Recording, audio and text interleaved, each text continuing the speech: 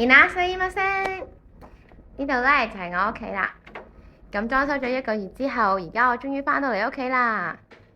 望下先，呢度咧就係我廳望嗰個景，仲有阿拜濟公佛爺嘅。呢個咧就係我嘅廳。咁因為爸爸返嚟為咗教我圖表，所以先至裝修咗1個月。咁而家咧佢就用咗個廳，用咗個大廳同埋飯廳嚟我哋做個 home office。咁而呢個就係我坐嘅位，呢個咧就係爸爸返嚟教我圖表嘅位啦。跟住好啦，帶大家入嚟我屋企嘅3間房先。第一間房就係我哋大寶少爺嘅房啦。望下，大寶 say hi 啊！呢個咧就係佢嗰個爬蟲缸，其實唔係爬蟲缸，係佢嘅大屋，係佢嘅豪宅1號。跟住有隻好可愛嘅豬豬前間，係啦，呢間房咧就係俾我哋阿大寶少爺住噶啦，係咪好威水咧？好，跟住呢度咧就係浴室，然之後就到我間房啦。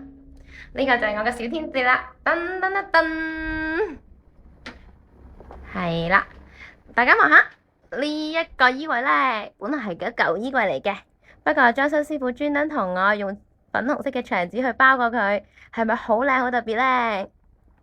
跟住呢張新嘅電腦台，望下有幾多樣嘢係你哋送俾我噶。跟住嚟到呢張床啦，係爸爸專登放假陪我去揀嘅。好啦，最緊要嘅當然係呢一個玻璃架啦，有齊12隻天使豬噶。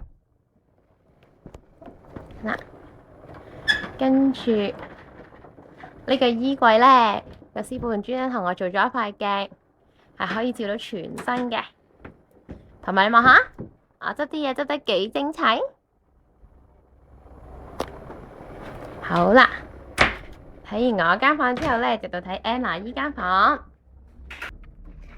呢個 Anna 依間房嘅浴室，跟住咧就係佢間房。張床咧就係同我同一間公司買嘅，係咪一 set 咧？仲有呢一個衣櫃咧，又係師傅重新用牆紙掹過嘅，係咪好特別啊？好啦，打返出去先。呢間咧就係我嘅屋企啦，裝修咗1個月都值得㗎。